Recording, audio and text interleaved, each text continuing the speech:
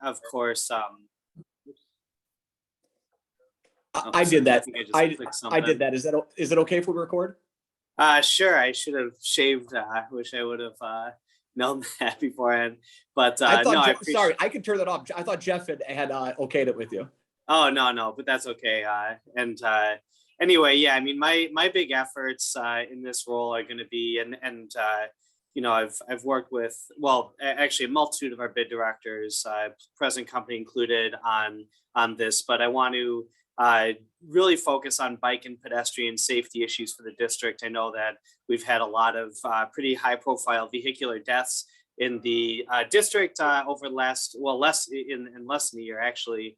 And, that's some feedback I've gotten loud and clear from a multitude of constituents, including some on this call. And, we did a walkthrough on Downer the other day, for example, and we talked about some built environment features we could do, as well as possibly some signage and the other opportunities. And we're kind of in an email chain, still working our way through that, but I think we got some good ideas off of that. And I'm doing that throughout the district. And, I also, as Janet mentioned earlier, I'm absolutely focused on filling the Chancery, as well as every single empty storefront in the district. That's the last one on Downer, and we've had some productive conversations.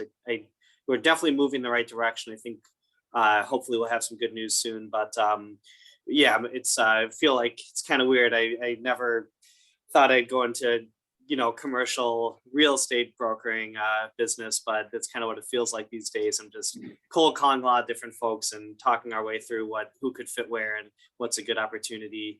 And I think Downer is just such a fantastic street. It's so walkable, and there's so much diversity of the amenities there. It's one that we really want to focus on, especially and emulate in other parts of the district. Some news for you guys, I would say, is what's going on North Avenue. We were able to basically secure a kind of a unique situation where we're going to use TIF dollars, not necessarily to benefit the developers, but more so for infrastructure improvements. And historically, that section of North Avenue has been one of the 10 most dangerous corridors in the whole city. But with the improvements we're making, we're working with a bid over there as well on this. We're hopefully going to see some significant, again, bike and pedestrian safety, as well as some traffic calming over there, and make it much better for the residents, also better for the businesses and for our community in general. And there's thankfully an opportunity to do that with some of the development sites that are going on there now, the Cherbourg site. And some of Bob Monnet, he worked on that one as well, where the old RCs used to be.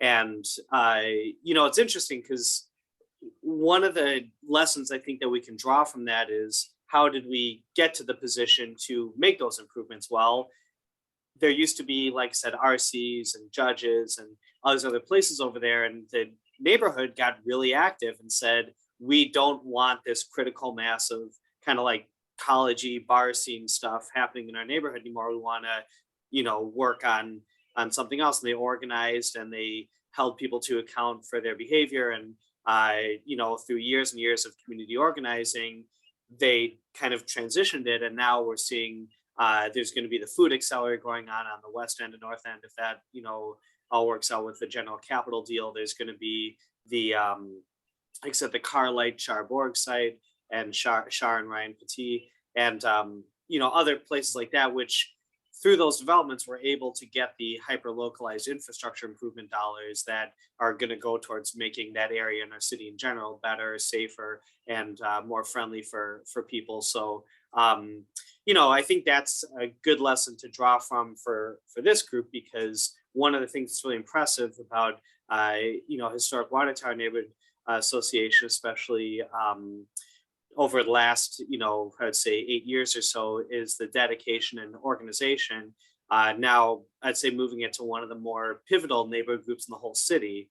And, I think there's other lessons that I'm taking from this group. I'm trying to impart on other areas, such as in the Brady Street neighborhood, where that neighborhood association, once being one of the strongest in the whole city, is now waned a bit and needs to be reorganized and strengthened.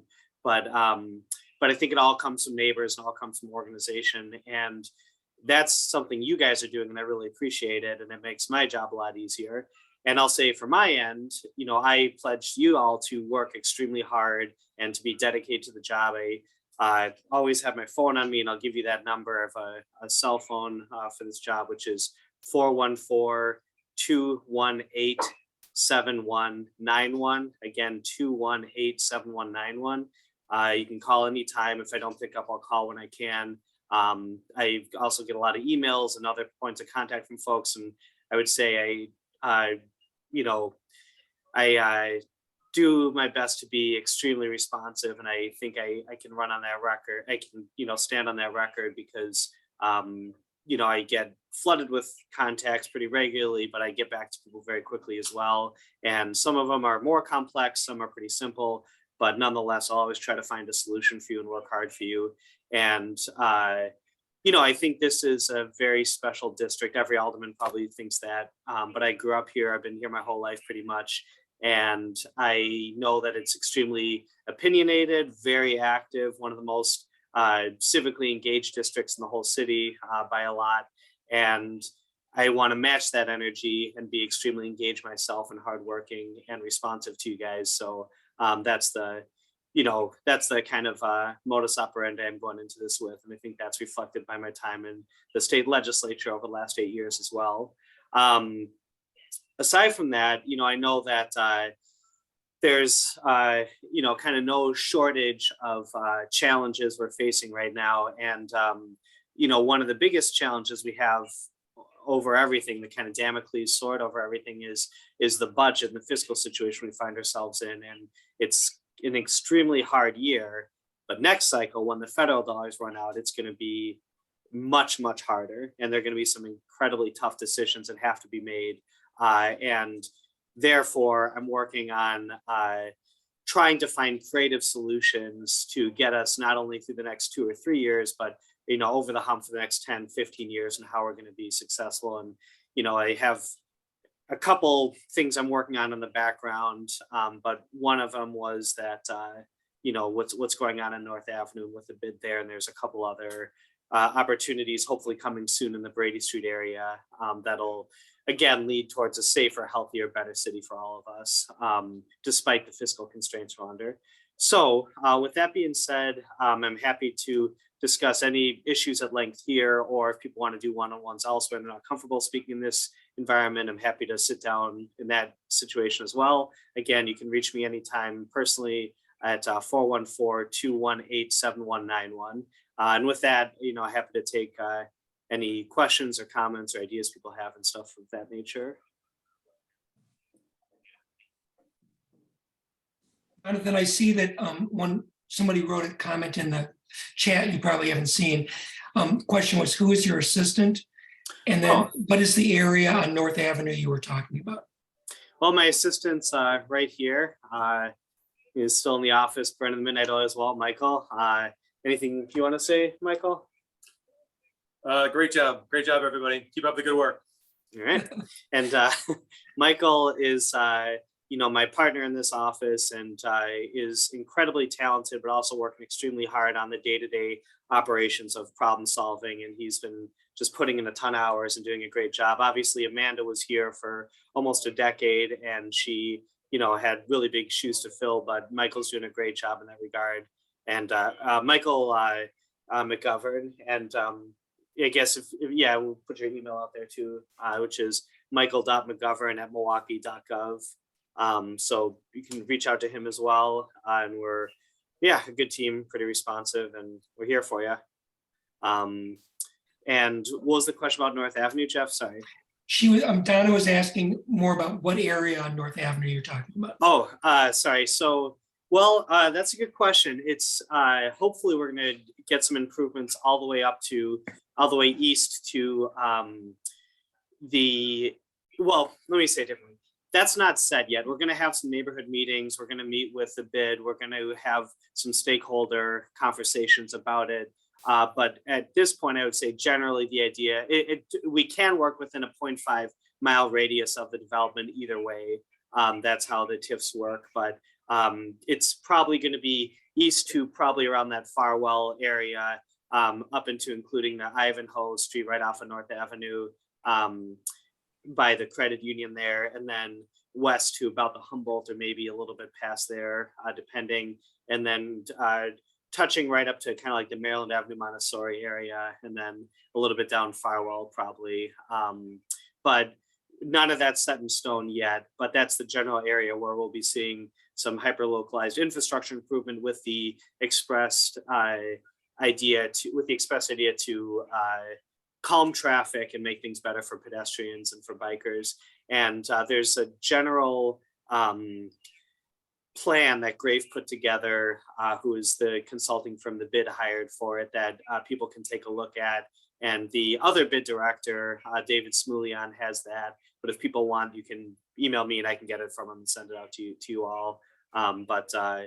Yeah, that's the area that we're talking about. So again, you think about like the old RC site over on North Avenue and where, Judges was, and in that area, you've probably seen the cranes, a lot of development happening over there.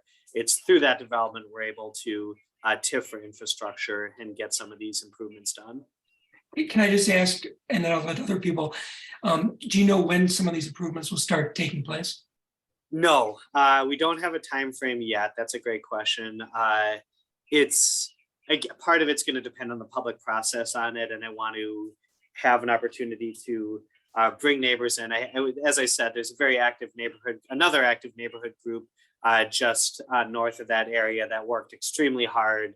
Think about the Greenwich area, that worked very hard to bring us to the place where we can do this. But we want to hear people's ideas and bring everyone in first, and then there's going to be a whole process of actually executing what we're going to get done. But I would say I would like to see something by 2023. I want to see some improvements starting by then. And there's some easier stuff besides laying concrete you could probably do earlier. But overall, it's probably about, I would say, start to finish, it's probably over a year out. But it's just hard to estimate right now because of the mitigating factors such as the public input process, labor shortages, etc. But whatever it is going to be, I think, a huge improvement on what we got now. And like I said, historically, that area has been one of the most dangerous in the whole city. And, we do have a reckless driving problem in the city, obviously, and on the east side, it's not immune to that. But being able to create some built environment fixes to that seems to be the most proactive and effective way of preventing that. And it's obviously something the business community there is clamoring for because they're very directly affected by it as well. Plus, it's just kind of it's also like a little confusing, especially if you're not from the area, especially that 5-way. So yeah, hoping to make some better planning fixes for that. So any other questions or comments or stuff y'all want to tell me about?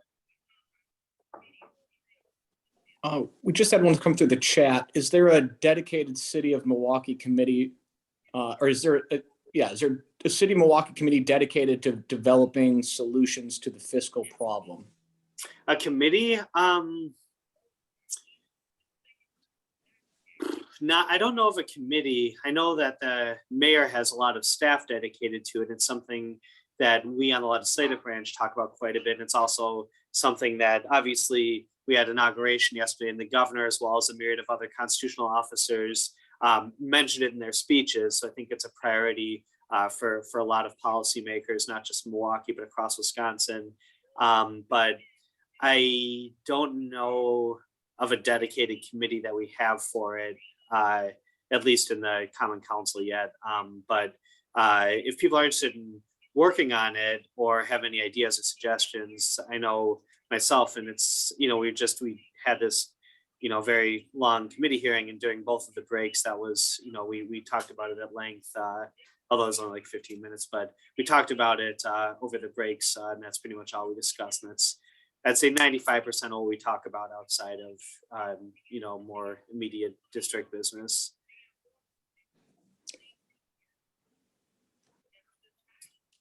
Another chat question. two for you actually. So what let's start with this one. What are your committees, Jonathan? My committees, I've got Public Works, which is one of the top ones I asked for. I've got licensing, which is still, which is a very long committee meeting. And that's when all the freshmen, I guess, get put on, and one that's been very relevant to the district because we have a lot of especially alcohol related licenses. And by the way, that's one that I want to mention to you guys pretty soon. I'll drop a preview on that. But the last committee I have is economic development. So I'll say on licensing, there's you might have read the article recently about East Side Pub and Grill over on Farwell, where the old Korean restaurant Seoul used to be. Or maybe not, but either way, there's a new owner and a new restaurant coming in there, Kyrie, and he is he's had some challenges I'm helping out with, and it's a long story, but anyway, we want to get him a public meeting with the neighborhood and with some of the other businesses in the area pretty soon, so people can see what the business is about and neighbors can get introduced to him and ask questions and stuff like that. And for any new liquor licenses coming in, I'm trying to have those opportunities for neighborhood input. But I think it's also just a good idea for neighbors to get to know the business owners and the folks at the bid in general, because ultimately in some parts of the district I've found, I don't think it's necessarily the case here, but in some of the other parts of the district, and better examples like Brady Street, I've found that there's sometimes like there can be an antagonistic or some chasm of a relationship in the relationship between the businesses and the neighborhood, and there can be some animosity there, but ultimately the businesses should want exactly what the neighbors want and vice versa, a prosperous, peaceful, healthy community. And that's best for business, and that's what's going to make them the most money, and it's best for the neighborhood, and what's going to make them, the happiest. And so having an opportunity to sit down with the business owner and check out what they're doing and learn about them and talk to them directly, as well as maybe have some contact information in case there's any issues or questions that arise in the future, I think is a good way to start those off. So I heavily encourage folks to attend that. My staffer Michael's working on it now, actually, but we're going to have that invitation coming out soon, so you can check out his business as well as another one that's opening up in the area soon, and we can talk with the owners and you guys can give input and feedback and things of that nature. And I'd like to do that before the public hearing, so that if there's questions that need to be addressed yet, or if there's reasons why we need to delay it and get some more opportunity for feedback or get some more information, we can do that as well. Sorry, what was the next question? So the next question, no, I didn't ask it, don't worry. Okay. So the next question was, how is the city measuring the impact of the bike and pedestrian infrastructure changes or programs? And then the same question regarding violence, gun, homicide. Well, for the second one, I would say that's probably, we do have an office dedicated to that. We have, the Office of Violence Prevention, and that was obviously previously Arnita, and before her, Reggie Moore. Now it's Ashanti Hamilton, the former alderman from the first district. But that, I'm not sure exactly what metrics they use, but that's something that is for the OVP. And in fact, it might be worth inviting one of their representatives to come to one of the meetings and talk specifically about what they do and to get some more info from them. They, have been at this for years and have a really tough set of challenges ahead, but they're kind of the agency within the city that best handles that stuff. As far as the pedestrian bike stuff, I mean, that's probably something that we have engineers at DPW who have specific measures for. I just, I'm relatively new on the job and I don't know off the back of my hand how that's measured. I would assume it has to have, accident rate and, speeds and all that stuff. But I know we have engineers that have all that information and do a lot of analysis over it. And we also have now Mike Amston, a multimodal specialist who heads that subsection of the department, who actually went out on a walk with us, with Janet and I and everyone else. And he probably is also, along with the engineers, that's probably a metric that he's up on. I don't know exactly what units of, how those are measured, but I do know that in, both as a neighbor of the district as well as its representative, it's a very significant concern to me. And I also, especially when it was a little warmer out, although it's nice today, I used to, bike all over and bike quite a bit now that I'm working in Milwaukee, not Madison. And, we do have a significant problem with our driving culture here. I've also been hit 4 times by reckless drivers. Once very recently where, someone basically ran a light at, about 45 miles an hour and smashed into my wife and I, without even slowing down and stuff like that. I wrecked our car and did some significant physical damage to both of us. Thank God the kids weren't in the car. But, it's a situation where I've been personally affected by it multiple times, as well as just as a passive observer, as a biker and pedestrian. And I also know that it's something that I hear constantly from neighbors and from businesses. So I'm into it. I'm keyed in. I'm working on it. I know it's a problem. And I think that we have some good solutions afoot and thankfully some opportunities to pay for it despite the larger context we're operating in. Thanks. A At couple least more. in your area. Yeah, a couple more, Jonathan. Sure. Any updates on the development at Summit and North Avenue now that the 2 houses are raised? Will there be rezoning? I don't know. It obviously, as folks may remember, the previous plans were approved. Obviously, that was well before my time, and I think that was also pre-COVID. So as people may, it's kind of the before 4 times. But I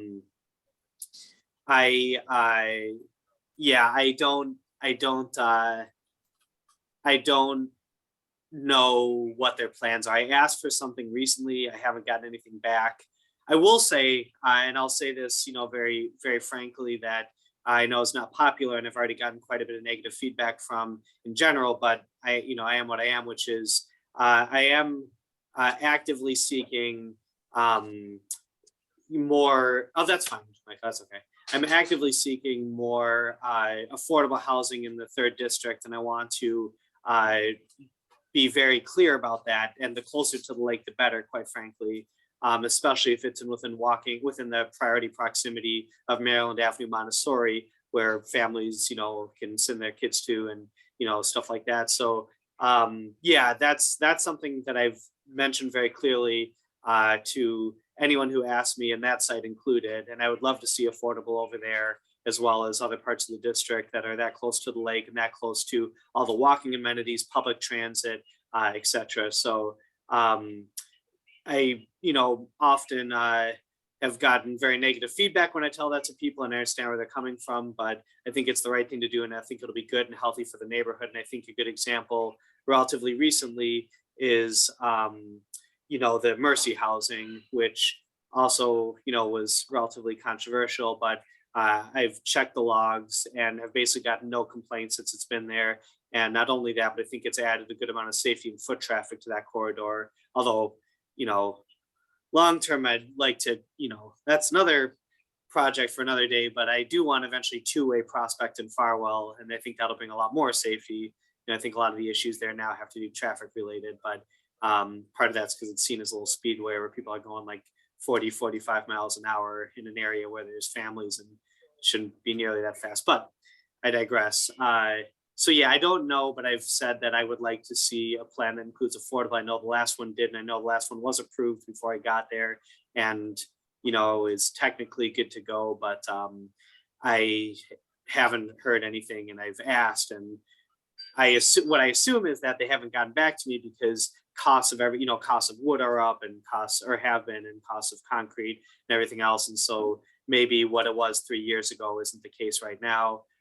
But I just don't know, and I'm waiting to hear back. So Jonathan, if I do get any more information, I'll share it. Yeah, sorry, go ahead. What's your definition, so people know, of affordable housing? And the Mercy housing is over by the US Bank building on Farwell and North? Correct, exactly. Right by the old Blockbuster. By China Walk. Or the Whole Foods is another indicator. It's 60% AMI, I believe, is the city and federal definition. But I think there's a lot of misconceptions about that. An example and part of why I would really like to see something on that North and Summit, area is because it's right by the hospital. And actually, although we don't think about it, because we've had such extremely depressed minimum wage, just over $7 an hour, we, nurses are qualify for, I think there's a lot of misperceptions about what affordable means. A lot of the hospital workers, even though you think, oh, they work in the hospital and have these nice jobs and they're, nurses and all these other things, get paid really well. Actually, a lot of the people working there would qualify for affordable under the city's definition. And yeah, again, I think a lot of it because of the depressed wages in Wisconsin, but yeah, a lot of, folks who are, working really hard and just trying to make ends meet are having a hard time because the housing is just out of their reach, and it puts a strain on families, it puts a strain on our society, and it also, I think, it increases a lot of the problems we have on the back end. And, I know that there's some older people who have basically said in, other words, that they almost want like a moratorium of affordable in their districts because they have such a critical mass all together, and they, want more market rate. And I think the opposite is kind of true with the east side, where we have so few affordable. Now, part of it is because it's a very densely populated district and there's not a ton of place to develop on it. And there's also just, not a lot of open area where those sorts of projects go. But I still want to be aggressive with new developments and finding areas where people can't afford to live now, and, get some of those folks down here and make it a bit, I think, again, of a healthier, more diverse society. And so, yeah, that's going to be one of my aims for it. But I'll reach out again and see, if we can get back. I know that, I guess the guys are out of Madison or something like that. But yeah, I haven't heard anything yet. All right. But I'll follow up.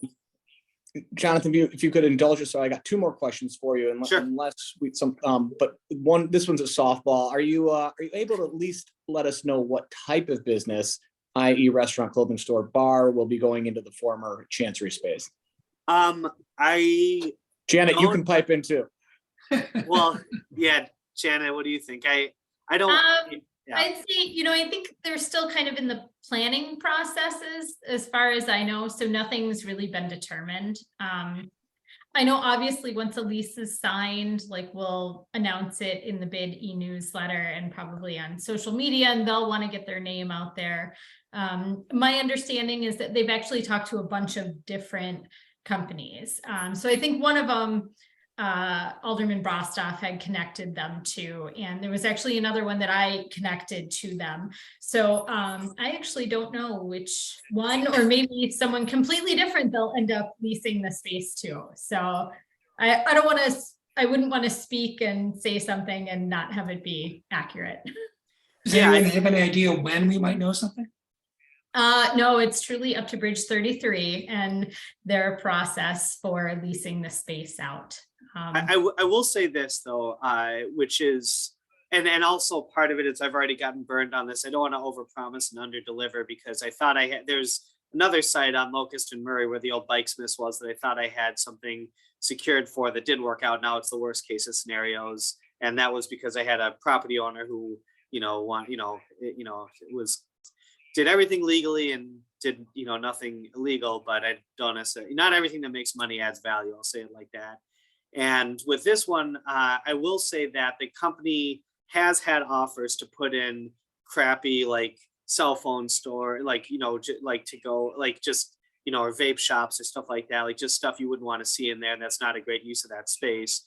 And they have not done it. And my conversations with them have been very good. They've said, we've talked about different offers, but they said, we want to find someone who's local at, best case scenario, or at least someone who's going to be really good for the neighborhood and a good vendor. And we saw this location as special. And the guy who ended up being the decision maker behind it had, he had some connections to it. It's a long story, but I think they're really, working this the right way and not just rushing in with something that's going to, pay their bills right away, but something that'll truly add value. And that's exciting. And the folks I've tried to, it's a big space. I think part of what it is, and I've talked to them about this, is that facade needs to get kind of updated and probably open up the windows, especially compared to, its neighbors, immediately next door. And I think that'll be helpful, but and it's also kind of a lot of square footage in there. So, you got to find the right fit, but I think that there's some good news coming, and I'm going to not let my foot up off the gas pedal on it, but it's kind of the white whale of Downer, and I'm hopeful to have some good news soon on it. And I think whatever we get in there will be good. And I also want to encourage, and I'll say this as well, I want to actively encourage neighbors who want to see something over there to think about what they want to see. Alderwoman Zamaripa also burning the midnight oil. I want to see what they want to offer, and what they'd like to see. And maybe, you don't know who everyone here is very well connected. If you look through your Rolodexes, you might know people who would be great, partners for it and stuff like that. So keep the ideas flowing, keep the conversations going. And nothing, like Janet said, until the lease is signed, nothing's done. So I want to keep pumping ideas in until we can make sure that it's filled with a good spot. And your help is greatly appreciated in that. Well, that's great to hear that we're going to have a new cash or a check cashing place coming in. God forbid. So, and then the last one I've got on the chat, and then we'll let you go, Jonathan. And again, thank you for your time. But I think this one's relevant to our group. Could you please speak to your perspective on historic preservation and economic development? Sure. I think both are extremely important. I think they work hand to hand. I think one of the big benefits Milwaukee has is when, I was just talking with a reporter today about a tour group that I worked with when she started, and, she's now been very successful, Megan. And, she gets, I talk to her every so often, and, she gets groups from all over, and, seeing the Cream City brick and seeing the, some of the Frank Lloyd Wrights and awesome places around is, really, I think, a lot of value added that's hard to quantify, but certainly is, of great benefit for tourism and other purposes. And I also think it's important for the, kind of character and soul of our community. It's not an area that I have a ton of personal expertise on. I often, I've reached out to Dawn for her expertise in the subject area because, quite frankly, she just knows a lot more about it than I do.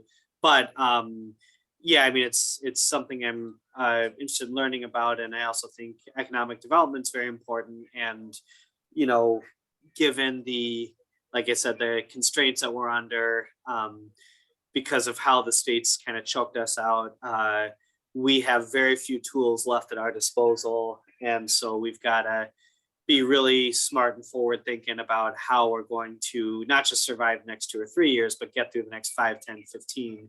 And, some of that's not, I know I've had some conversations with people here and elsewhere about things like, well, doesn't, if we have,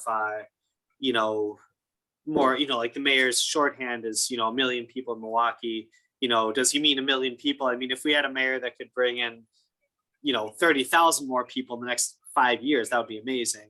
Like 1 million people to me is more of a shorthand way of saying making an attractive place to live and want to bring people in and retain the people and stuff like that. But, I've had some people mention, wasn't that going to, hurt parking or, make it more inconvenient or increase traffic, this or that. And, I think that one of the great things that we get to enjoy in living in with the urban amenities that we get to live with is, being able to have, great store, we don't have to drive, 45 minutes to get to Walmart and be that the heart of our culture. Like some communities, we have things that we can walk to, very conveniently that offer a lot of great art and culture and other benefit. And part of the price that we pay for it is by living with enough people to enjoy those amenities. And that means compromise. And that means, being thoughtful of our neighbors and, having them be thoughtful of us. And part of it is that we want to have foot traffic to justify the sort of businesses that we want to occupy in the Chancery or other places. So I think it's a balance, but ultimately I also think that there was an article written recently, and obviously I don't know if this is kind of the heart of the question, but the house, behind the hospital, with Julie Kaufman's place and, that whole situation. Obviously, there was a article with, a lot of very strong words that kind of challenged, the HPC. And, this is also coming at a time when we have a significant shift going on over there with one of the longtime staffers leaving and, Tim kind of being the OG now. And, I think a lot of transition up in the air as well as some changes to that body. And I don't want to see that take away from the important work that some of the folks here and elsewhere in the community have done on historic preservation. And I think that whatever changes are taking place, whatever transition we have, maintaining best practices, maintaining the protections for the best examples of these historic sites and our Frank Lloyd rights, etc., is a priority. And I think that this district in particular has a very high responsibility in that regard because of the critical mass of it over here. But it's something that the whole city has, and we benefit citywide from it. So in summation, I think they go hand in hand and add value to each other. All right. Well, I apologize because I think we took up more time than we were anticipating from you, Jonathan. But we really do appreciate the time that you've given us. Thank you for being so transparent and so especially with handing us your cell phone number because I don't know, I come up with a lot of ideas at like 2 a.m. and I'm gonna let some of the people on this call have called me at about 2 a.m. with their ideas, so it would not be a first. And like I said, I've got young children. I've got a 3-year-old, a 2-year-old, and a less than 1-year-old, and another one on the way, God willing, come April. And I'm often up with my little guys early in the morning. So if you got the feeling, you can ring me up, and if I don't answer, I won't answer, but maybe I will, or maybe I'll call you back in the morning. So no worries. And I know this is a district that if I give my number to, we'll use it early and often, and I'm totally comfortable with that. But I want to be here for you. I'm going to be extremely hardworking, and I'll do what needs to be done to get us through these next couple of years and to bring us into the next generation to preserve it for my kids and everyone else coming through. And I just want to say real quick, if I can, thank you to everyone putting your time and effort into this community and to the city and to adding all the value that you do. I know you're not paid for this. It's a lot of work, but I really, really appreciate it. And I want to be a partner with you all and move together. So thank you. And thanks for inviting me to speak. I really appreciate it. Well, Jonathan, you have an open, just like I said to Janet, you have an open invitation to attend these meetings anytime you want. We won't put you on the spot, but if you want to just be a fly on the wall, you're more than welcome to. Congratulations on your new role, and again, thank you so much for joining us, Janet. Also, thank you again for joining us. And that takes us to our 1 hour. I'll let you guys go, but I'll just open it up to the membership. If there is any old business or new business that you wanted to put out there, or if anything that you feel should be put on the agenda for our February meeting, please go ahead and voice your opinion. I have one thing. Sure, go ahead. So this may fall under building and institutions. Many of you have noticed the